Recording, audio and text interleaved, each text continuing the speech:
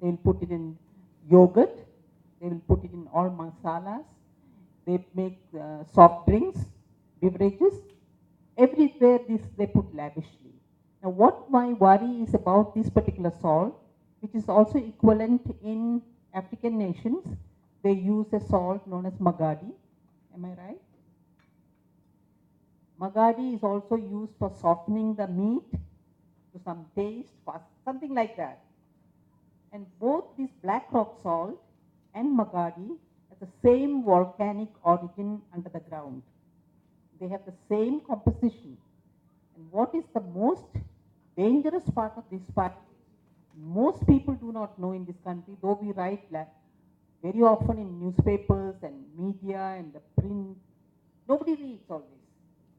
And what is most frightening in this particular salt? It is the highest concentration of fluoride, which is one of the most poisonous substances in this world. So the kala namak, in drinking water, we say the fluoride should not be more than 1 milligram per liter. This is the norm even in the United States. Some countries fluoridate, Africa, Australia. They don't know about it. They say it's good for teeth, so you fluoridate the water. But in India, we have so much of fluoride in the water, we are removing the fluoride from water. We bring it down to 1 milligram per liter, we feel body may tolerate. And what is the amount of fluoride in this black rock salt? 157 milligrams. And that is what in every street vendors, they make wayside snacks, golgappa, pani puri, bel puri, all kinds of things, chaat, and they lavishly sprinkle this salt all over.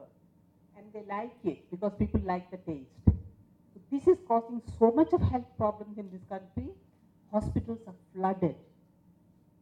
It starts with gastrointestinal discomfort, nausea, feel like vomiting, loss of appetite, muscle power is lost, tendency to urinate more often, and hemoglobin will never improve. You will be invariably anemic. We have a maternal mortality, infant mortality highest in the world and the African nations.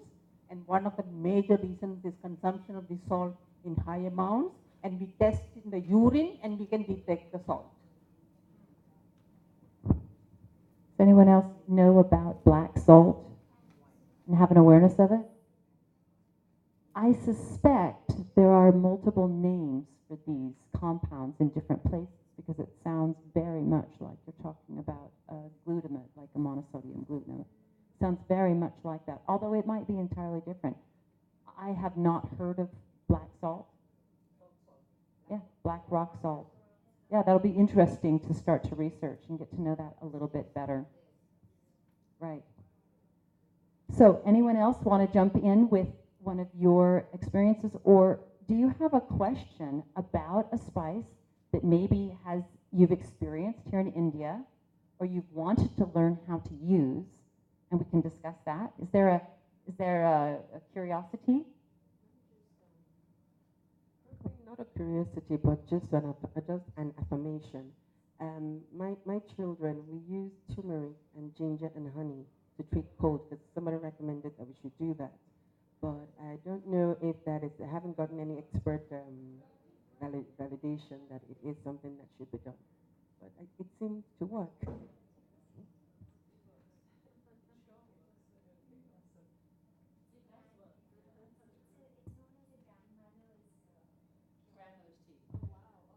I've been using turmeric, ginger, honey, lemon with my family. When I was a little girl, my mom, when I'd get a cold, she'd get a giant spoon and she'd put a big scoop of honey on it and lemon, and then I'd suck that down, and the lemon's so horrible, but then the honey hits. And the honey's so sweet, it almost burns on that sore throat. Well, now we're older, now what we know is that honey is an antibiotic. And that lemon helps to activate the glands, which helps to stimulate the immune system.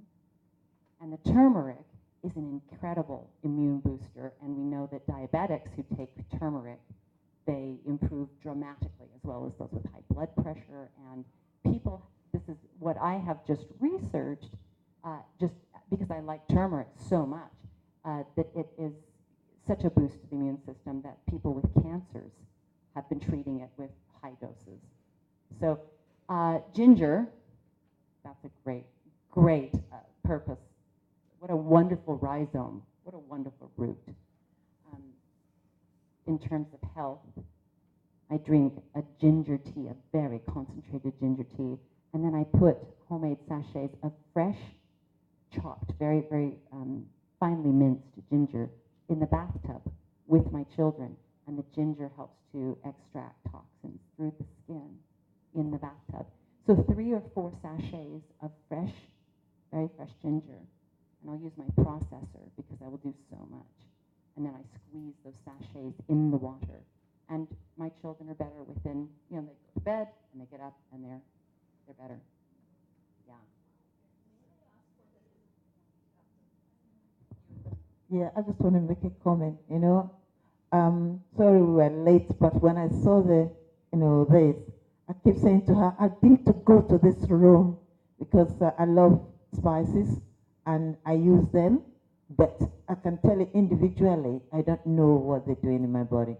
But what I've learned as well now is to add turmeric because for cold, it's my daughter calls it mommy's medicine, ginger, honey, and lemon. And it does work. And obviously with now turmeric in it, I don't think I'll ever forget WEF 2016 where I'm not just reading it, but I learned it from there. And obviously I'm focusing on your faces. That is fantastic. Thank you so much. It's fun to learn from each other in person. Yeah, this is a question. I just want to know from you whether if I don't want to use a salad dressing like Thousand Island French salad dressing, all those which is available in the supermarket, so rich in fat and cheese and all that. I don't want to use that. Suppose I want to make a homemade salad dressing. What would you suggest? The simplest and the tastiest. Okay. Oh, what a great question. Let's talk food. So there's a couple of different kinds of dressings. If you are in the mood for an oil-based dressing, she asked for the simplest. My absolute favorite simplest is to take your favorite oil. I like a premium olive oil. I like a coconut oil. I like sunflower oil, which almost has no flavor. And in the morning, I'll take the zest off of a lemon, and I'll just stick it in the bottle with the oil. And then at lunch, I'll have lemon oil and sea salt on a salad. Just oil and the salt. And it helps to really elevate the flavors. If I have a very nice greens, or if I have a lovely green papaya, or if I have nice avocado, or a really good ripe tomato. Sometimes the tomatoes are not ripe enough, and who cares what they taste like? They don't have a flavor. But when they're good, and you elevate it with a little bit of fat. The reason we put fat on a salad, and when I say fat, I mean a salad dressing, is because fat suspends flavor on the tongue. It holds the flavor on your taste buds. So a piece of lettuce versus a piece of lettuce dipped in a really nice garlicky hummus, it holds that flavor on your tongue more, so you actually taste more. So the simplest dressing for me is an infused oil with a sprinkling of salt and a grind of pepper. If you like to elevate that a little bit, garlic, vinegar of some kind. What else would you put in your oils besides lemon? She said garlic, that's a winner. Any fruit. Fruit.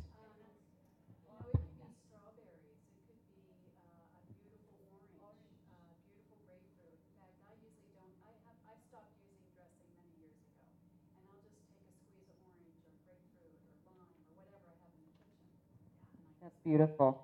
I've taken blood orange or red grapefruit and stirred it up with a lovely oil and a sprinkling of sea salt. Yeah. If you want to do a creamy dressing, traditionally there are many ways to make it creamy. You can make a yogurt dressing. I love cucumber, mint, garlic, lemon, and whisk it with a little bit of oil and salt and pepper. That's a lovely, lovely dressing. I love to use cream. a tomato dressing. You use fresh tomatoes, grind them up with sun-dried tomatoes, which gives it that extra concentration of tomato. And I like lime with tomato. Tomato and lime are very good friends. They like to be together. A touch of garlic, and whisk that together with a little olive oil, and then finish with a touch of cream. If you don't eat dairy, you could use coconut fat, a little bit of coconut milk. That would be fantastic. But if you use coconut, you want to put a little bit of energy in there with some spice. So in that case, I would put a little paprika and a touch of cumin. The finest, most premium fuel for our bodies grew out of the earth.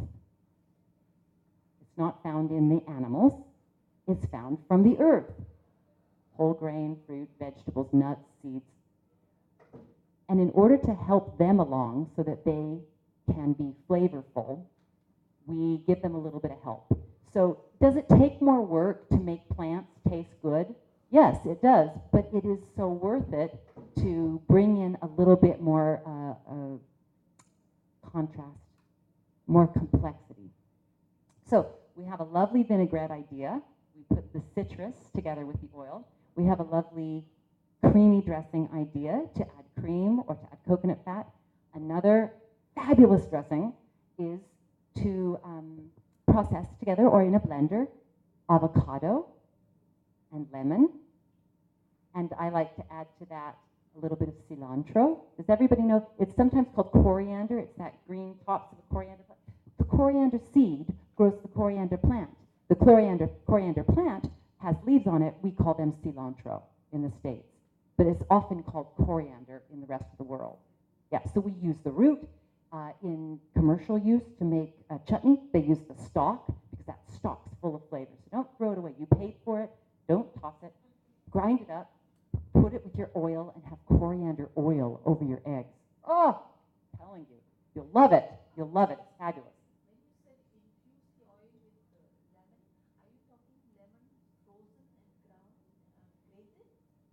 The oil in the peel of the lemon has oil.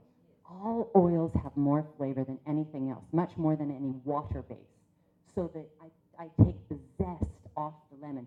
Just the yellow part. I leave the white pith so that sour part is left there, but I just take the thinnest bit off the outside of that lemon and put it in the oil because that thinnest bit has all that citrus oil. And then that is what flavors the oil. So another wonderful dressing was the avocado. Here's the avocado. You grind up a few avocados with some lemon or some lime and some cilantro. I like a nice green chili in it. In an avocado one, I need a little liquid in it to thin that avocado, so I would use juice. Yeah. Because that's a function of making it thin enough that you can actually put it on a salad. And then avocado, and